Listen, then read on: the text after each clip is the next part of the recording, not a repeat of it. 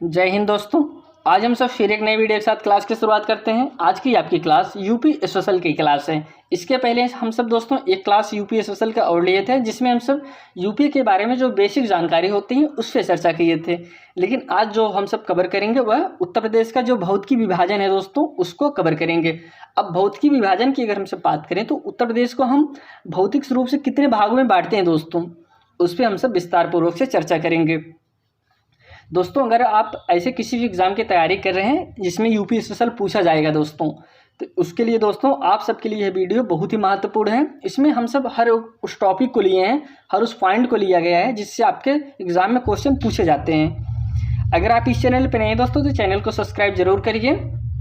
आइए हम सब आगे बढ़ते हैं और क्लास की शुरुआत करते हैं। सबसे पहले हम देखेंगे दोस्तों भौतिकी विभाजन। हम अगर उत्तर प्रदेश की बात करें तो हम कितने क्षेत्रों में इसको बांटते हैं। एक होता है दोस्तों भाबर क्षेत्र, एक होता है तराई क्षेत्र, एक होता है मैदानी क्षेत्र, एक होता है पठारी क्षेत्र। इसके पहले दोस्तों शिवालिक क्षेत्र भी आता था, लेकिन अब जब उत्तराखंड अलग हो गया तो अब वो नहीं आता। लेकिन यह तो इतने क्षेत्रों में हम उत्तर प्रदेश को बांटते हैं। अब हम एक एक टॉपिक को लेंगे दोस्तों। भाबर क्षेत्र के अंतर्गत कौन से आएंगे दोस्तों, किस क्षेत्र को हम भाबर क्षेत्र कहेंगे, इसके अंतर्गत कौन कौन जिले आते हैं दोस्तों, उस पर हम सब विस्तार पूर्वक से आगे चर्चा करते हैं। लेकिन विभाजन की बात करें तो आप समझ लीजिए कि भाबर क्षेत्र, तराई क्षेत्र, मैदानी क्षेत्र और पठारी क्षेत्र। हम सबसे पहले समझेंगे भौतिक स्वरूप दोस्तों। भौतिक स्वरूप की बात करें तो जो स्थिति है दोस्तों उत्तर प्रदेश या उत्तर भारत, उत्तर मध्य भारत दोस्तों, क्षेत्रफल के हिसाब से अगर हम सब बात करें तो क्षेत्रफल के हिसाब से दोस्तों इसका दोस्तों 2,40,928 वर्ग किलोमीटर है। और ये दोस्तों भारत का, अगर पूरे भारत की बात करें तो यह 7.33% है। क्या? उत्तर प्रदेश। और इसकी सीमाओं की अगर हम सब बात करें तो ये दोस्तों टोटल 8 राज्यों से लगा है इसकी सीमा उत्तर प्रदेश के, जिसमें और प्लस दोस्तों इसको छोड़कर एक केंद्र शासित प्रदेश भी है। 8 आपके राज्य हैं और एक केंद्र शासित प्रदेश है और एक दोस्तों देश विदेश है जो कि नेपाल है। तो हम इस पे पहले से आगे चर्चा कर लेते हैं कौन कौन से हैं। पहला हो गया दोस्तों उत्तराखंड, हिमाचल प्रदेश, हरियाणा, दिल्ली की जो आपका यूटी है दोस्तों, एक केंद्र शासित प्रदेश की जो बता रहे थे, दिल्ली हो गया, राजस्थान, मध्य प्रदेश, छत्तीसगढ़, झारखंड, बिहार। दोस्तों टोटल अगर राज्य और केंद्र शासित प्रदेश की बात करी जाए तो टोटल 9 होते हैं दोस्तों। अगर सिर्फ राज्य की बात की जाए तो 8 होते हैं। अगर केंद्र शासित प्रदेश की बात की जाए तो 1 होते हैं दोस्तों। अगर विदेश की बात की जाए तो आपका 1 होता है, वह है नेपाल। आगे हम समझते हैं इसकी स्थिति ग्लोब पे कैसी स्थिति है दोस्तों उत्तर प्रदेश की। कह रहे हैं 23 डिग्री 52 मिनट उत्तरी अक्षांश से दोस्तों 30 डिग्री 24 मिनट उत्तरी अक्षांश पर स्थित है दोस्तों। क्या? आपका उत्तर प्रदेश। और आगे कह रहे हैं दोस्तों 77 डिग्री 5 मिनट पूर्वी देशांतर पर और दोस्तों 84 डिग्री 38 मिनट पूर्वी देशांतर पर उत्तर प्रदेश की स्थिति है दोस्तों। यह ग्लोब पर स्थिति हम समझ लिए हैं। अगर यहाँ की जलवायु की बात करें दोस्तों तो जो उत्तर प्रदेश की जलवायु है वह उष्ण कटिबंधीय मानसूनी है दोस्तों। कैसी है? उष्ण कटिबंधीय मानसूनी है। अब हम सब भूगर्भिक संरचना की बात करते हैं। भूगर्भिक दृष्टि से उत्तर प्रदेश भारत के प्राचीनतम गोंडवाना लैंड महाद्वीप का हिस्सा है दोस्तों। जो आपका गोंडवाना लैंड की अगर हम सब बात करें तो जो जब पेंजिया से टूटा था दोस्तों, जब पेंजिया से टूटा, आप यहाँ चित्र में देख रहे हैं कि पेंजिया से टूटा था तो एक आपका अंगारा लैंड बना था, एक आपका गोंडवाना लैंड बना था। जो उत्तर प्रदेश है दोस्तों किस लैंड का भाग है? वह आपका गोंडवाना लैंड का भाग है, उसको आप जानते रहिए। प्रदेश का दक्षिणी पठारी भाग कैम्ब्रियन युग के में बिंदु क्रम की शैलियों से निर्मित है दोस्तों। किस युग में दोस्तों? कैम्ब्रियन युग से। जो आपका दक्षिणी पठार है उत्तर प्रदेश का, जो दक्षिणी पठार है, बिंदु क्रम की शैलियों का निर्माण कब हुआ था दोस्तों? कैम्ब्रियन युग में इसका निर्माण हुआ था। करें बिंदु क्रम की शैलियों में चूना पत्थर, बलुआ पत्थर, डेलोमाइट आदि शैलियाँ पाई जाती हैं दोस्तों। जो बिंदु क्रम की श्रेणियाँ हैं उसमें क्या पाया जाता है? चूना पत्थर, बलुआ पत्थर, डोलामाइट आदि शैलियाँ पाई जाती हैं। इन शैलियों में दोस्तों जीवाश्म अवशेषों का भी अभाव होता है। कह रहे हैं उत्तर में शिवालिक श्रेणियाँ और दक्षिण में दोस्तों बिंदु श्रेणियों के मध्य में गंगा यमुना का मैदान है दोस्तों, जो प्लास्टिसोन युग से अब तक अवसादों को निक्षेप के परिणाम स्वरूप बना है दोस्तों। किसके? अवसादों के निक्षेप स्वरूप परिणाम से यह बना हुआ है। आगे बढ़ते हैं। कह रहे हैं कि उत्तर प्रदेश का भौगोलिक विभाजन दोस्तों। अब यहाँ पे हम समझेंगे उत्तर प्रदेश का कैसे किस प्रकार से विभाजन हुआ है। कह रहे हैं कि किसी क्षेत्र में पाई जाने वाली भौगोलिक आकृतियां जैसे पर्वत, पठार, मैदानी आदि के आधार पर विभाजन करना दोस्तों क्या कहलाता है? भौगोलिक विभाजन कहलाता है। आगे कह रहे हैं उत्तराखंड राज्य के गठन के फलस्वरूप उत्तर का पर्वतीय भाग उत्तराखंड में चले जाने के बाद उत्तर प्रदेश में दोस्तों 3 भौतिक क्षेत्र रह गए हैं। दोस्तों कौन से 3 भौतिक क्षेत्र रह गए हैं? कब रह गए हैं?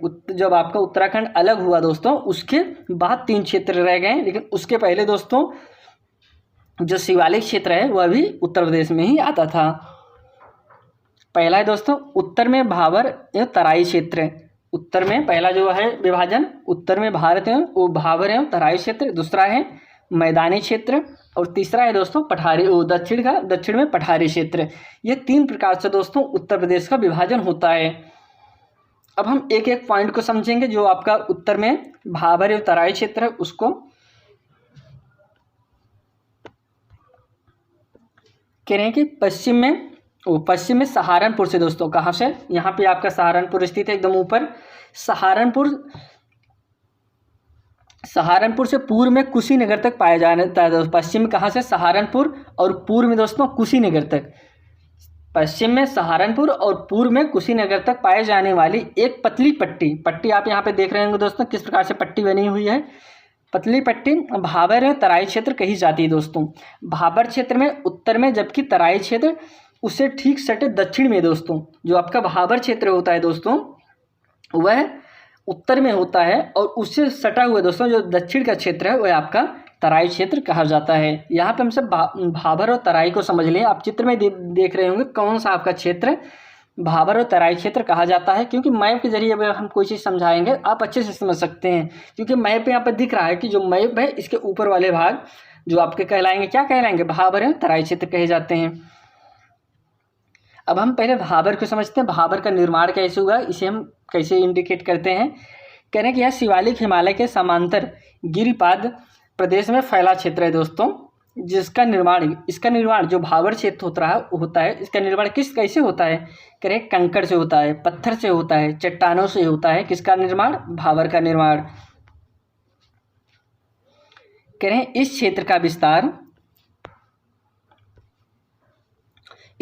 विस्तार उत्तर के बिजनौर से दोस्तों। किसका? भाबर का जो विस्तार है उत्तर प्रदेश के बिजनौर, सहारनपुर, पीलीभीत, शाहजहांपुर, लखीमपुर खीरी जिलों में है दोस्तों। किसका विस्तार? जो आपका भाबर क्षेत्र का विस्तार है। लेकिन जैसे अभी हम भाबर और तराई की बात करें तो सहारनपुर से कुशीनगर तक फैला है। लेकिन भाबर की बात करें तो यह बिजनौर, सहारनपुर, पीलीभीत, शाहजहांपुर एवं लखीमपुर खीरी जिलों में यह फैला हुआ है। आगे बढ़ते हैं। अब हम भाबर के बारे में और कुछ जानकारी समझते हैं।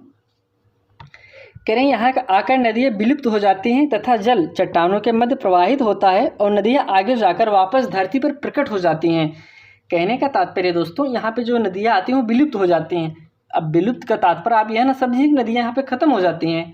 यहाँ जो कंकड़ पत्थर होते हैं नदियाँ उसके तरफ नीचे से चले जाती हैं। ऊपर कंकड़ पत्थर इतना ज़्यादा होता है कि नदियाँ नीचे से प्रवाहित हो जाती हैं और आगे जाकर दोस्तों जो आपका तराई क्षेत्र आता है, मैदानी क्षेत्र आता है, वहाँ पे नदियाँ तराई ही क्षेत्र में दोस्तों नदियाँ फिर जो है प्रकट हो जाती हैं। लेकिन जो अगर ऐसा एग्जाम में पूछ ले कि कहाँ पे नदियाँ विलुप्त हो जाती हैं तो आप समझिए जो भाबर क्षेत्र होता है वहाँ पे नदियाँ विलुप्त हो जाती हैं। यह क्षेत्र दोस्तों कम उपजाऊ होता है। इस क्षेत्र की मृदा कृषि के लिए अनुपयुक्त होती है दोस्तों। जाहिर सी बात है दोस्तों अगर कहीं पे कंकड़ पत्थर ज़्यादा पा रहे हैं तो वह उपजाऊ कैसे होगा? उपजाऊ नहीं हो सकता। आगे हम बढ़ते हैं। अब हम तराई का क्षेत्र समझते हैं। कह रहे हैं भाबर के समांतर दक्षिण में नमी युक्त दलदली क्षेत्र को तराई क्षेत्र कहा जाता है दोस्तों। कहाँ पे? जो जस्ट दोस्तों जो आपका भाबर होता है उसके जो दक्षिण की तरफ लगे होते हैं वही आपका क्या कहलाता है? वही आपका कहलाता है तराई क्षेत्र कहलाता है। और यह दोस्तों दलदली होता है। यह कैसा होता है? दलदली होता है।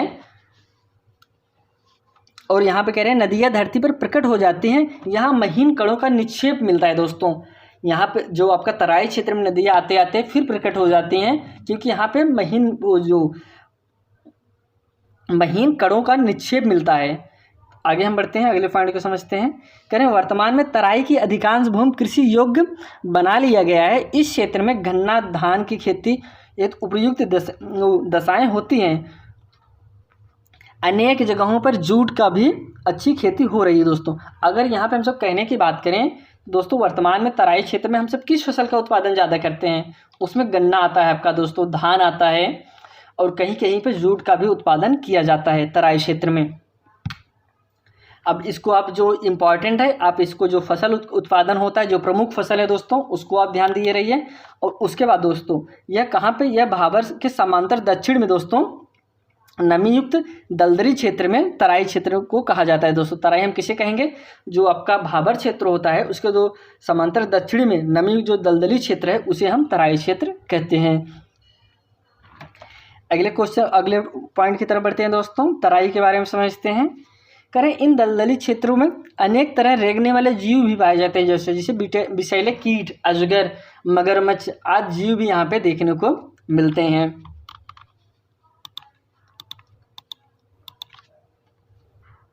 अब हम मैदानी क्षेत्र या गंगा का मैदान दोस्तों, जो अगला था आपका दोस्तों मैदानी क्षेत्र, उस पर हम चर्चा करते हैं दोस्तों। अब मैदानी क्षेत्र को आप ऐसे जानते रहिए कि यह कृषि के लिए दोस्तों सबसे उपजाऊ ज़मीन होती है, जो आपका मैदानी क्षेत्र होता है। अब यहाँ पे मैप में पहले देख लीजिए मैदानी क्षेत्र के अंतर्गत आते कौन कौन से ज़िले हैं। आप यहाँ मैप में देख कर आप समझ सकते हैं कि यह जो बीच की पट्टी होती है यह आपका मैदानी क्षेत्र होता है, और सबसे ज़्यादा उपजाऊ दोस्तों यही होता है।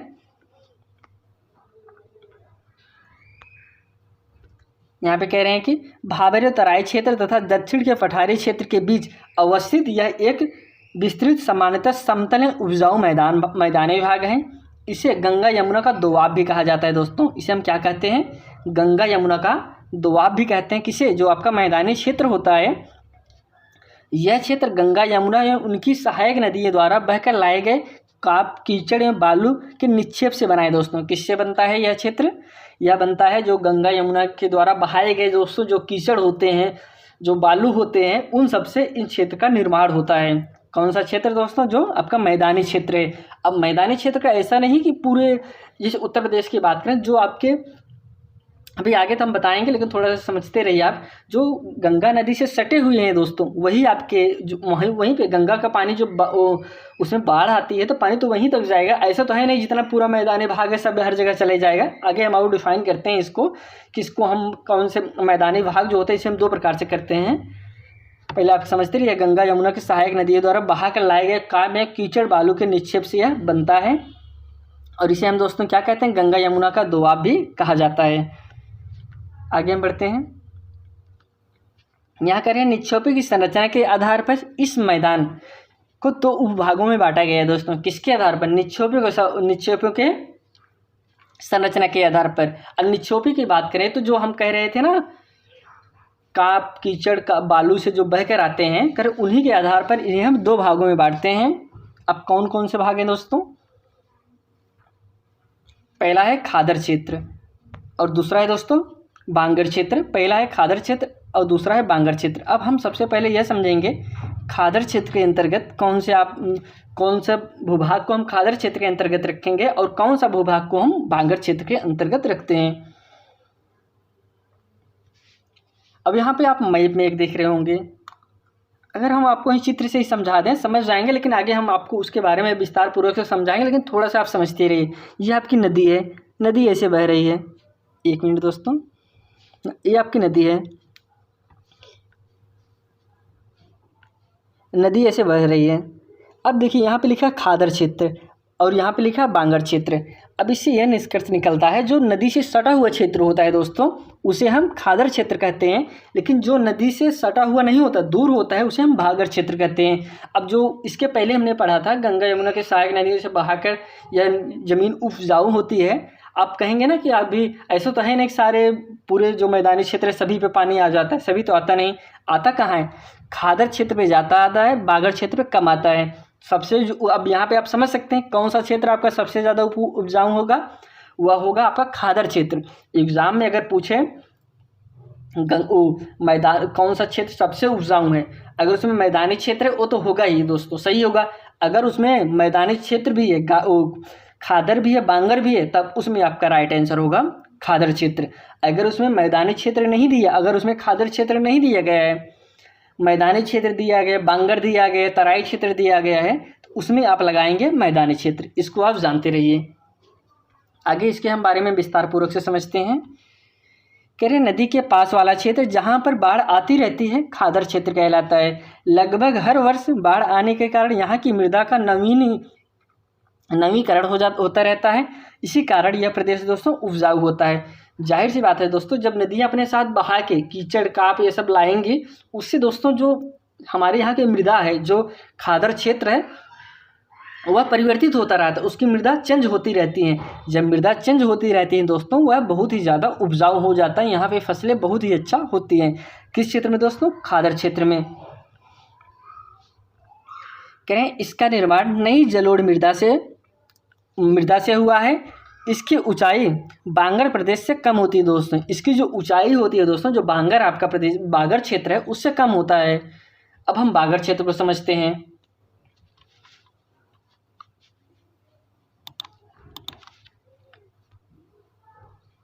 कह रहे हैं नदी के दूर वाला क्षेत्र जहां नदी द्वारा लाई गई मिट्टी से पाटा गया है दोस्तों। नदी के दूर वाला क्षेत्र जो नदी द्वारा लाई गई मिट्टी से पाटा गया है, इस प्रदेश में बाढ़ नहीं आती है दोस्तों, जिस कारण यह मिट्टी का नवीकरण नहीं हो पाता, बांगर प्रदेश कहलाता है। यह मैदानी क्षेत्र में ऊंचाई वाले क्षेत्र होते हैं दोस्तों। कौन सा? ऊंचाई वाले क्षेत्र होते हैं। अगर सरल शब्दों में आप बस यही समझिए, जो नदी से सटे हुए क्षेत्र होते हैं वो आपका खादर क्षेत्र कहलाते हैं। जो नदी से दूर होते हैं, जहाँ नदियाँ के बाढ़ पानी नहीं पहुँच पाता, वो आपका बांगर क्षेत्र कहे जाते हैं। आगे हम बढ़ते हैं। अब हम समझते हैं दोस्तों दक्षिण में पठारी क्षेत्र। जो आपका दक्षिण में पठारी क्षेत्र है, उसके बारे में हम समझ लेते हैं।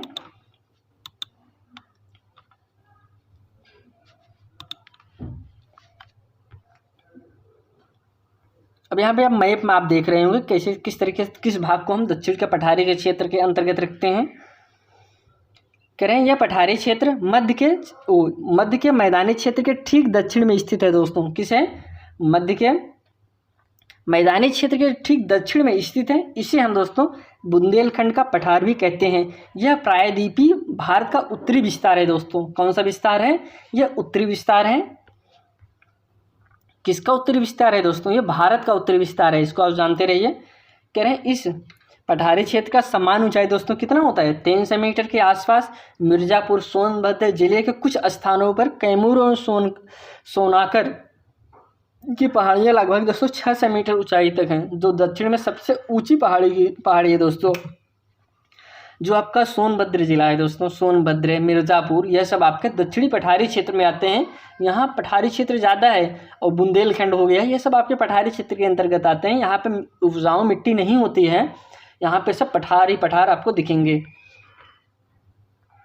आगे कह रहे हैं यह क्षेत्र दोस्तों, कौन से क्षेत्र इसके अंतर्गत आते हैं जो आपका दक्षिणी पठारी भाग है?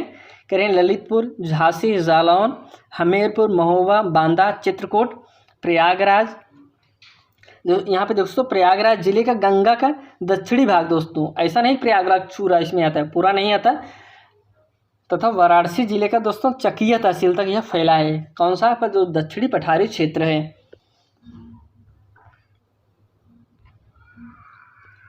कह रहे हैं कि इस क्षेत्र की प्रमुख नदियाँ, जो इस क्षेत्र की कुछ प्रमुख नदियाँ हैं उसको आपको हम बताते हैं। चंबल, बेतवा, केन, सोन, टॉन्स। चंबल, बेतवा एवं केन यमुना नदी की सहायक है दोस्तों। इस क्षेत्र की जो प्रमुख नदियाँ हैं वह है दोस्तों चंबल है, बेतवा है, केन है, सोन है, टॉन्स है। यह सब आपके दक्षिणी पठारी की प्रमुख नदियाँ हैं। लेकिन जो आपका चंबल, बेतवा, केन, यह यमुना नदी की सहायक नदियाँ हैं। बाकी जो सोन और टॉन्स नदियाँ हैं, टॉन्स, ये आपके गंगा नदी की सहायक नदियाँ हैं।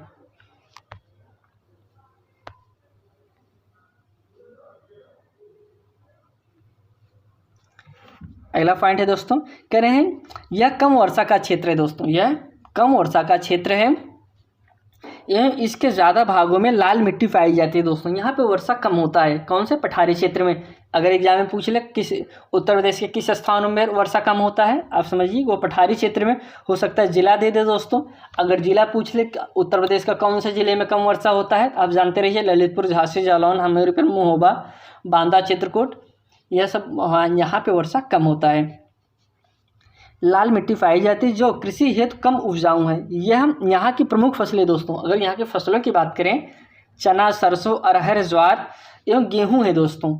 जहाँ पे ऐसी फसल यहाँ उगाई जाती हैं जो पानी कम ले और ये जो पहाड़ों पर भी उग जाए, जैसे रहर हो गया दोस्तों, रहर थोड़ा भी मिट्टी रहेगा वहाँ पर बो देते हैं तो जम जाता है। ऐसे फसलें यहाँ उगाई जाती हैं और उस फसलों को यहाँ पे नहीं उगा सकता जिसमें पानी की मात्रा ज़्यादा लेती हो। आगे कह रहे हैं बुंदेल के पठार तथा विंध्याचल पर्वतमाला का निर्माण दोस्तों फ्री कैंपिंग युग काल में हुआ था। जो बुंदेलखंड का पठार है दोस्तों, इसका निर्माण कब हुआ था? इसका निर्माण फ्री कैंपिंग युग में हुआ था। यहाँ पे हम सब दोस्तों यूपी की जो विभाजन है, भौगोलिक क्षेत्र के हिसाब से जो विभाजन है उसको कवर किया। ये एग्ज़ाम के लिए दोस्तों बहुत ही महत्वपूर्ण है। इसमें जितने भी पॉइंट बने हैं दोस्तों बताए गए हैं आप सबको, हर पॉइंट से क्वेश्चन बने हैं। अगर आप ऐसे किसी भी एग्ज़ाम की तैयारी कर रहे हैं जिसमें यूपी सोशल पूछा जाता है तो यह आपके लिए बहुत ही महत्वपूर्ण है दोस्तों। और इसमें ऐसे हम सब आप सबके लिए वीडियो लाएंगे हर एक चैप्टर वाइज। जैसे आज हमने भौगोलिक क्षेत्र का कवर किया, इसके पहले हम सब उत्तर प्रदेश के जो बेसिक जानकारी होती है, उत्तर प्रदेश का नाम कब पड़ा, राजधानी कब पड़ी, कौन सी राजधानी कब बनी, इन सब के बारे में चर्चा किए थे। आज हम सब इसके भौगोलिक क्षेत्र के बारे में चर्चा कर लें। अगले वीडियो में हम सब फिर एक जो उत्तर प्रदेश से रिलेटेड है उसको भी कवर करेंगे किसी अलग टॉपिक पे। अब इसी के साथ यह वीडियो यहीं हम समाप्त करते हैं। आपसे फिर एक नए वीडियो में मिलते हैं दोस्तों, तब तक के लिए धन्यवाद।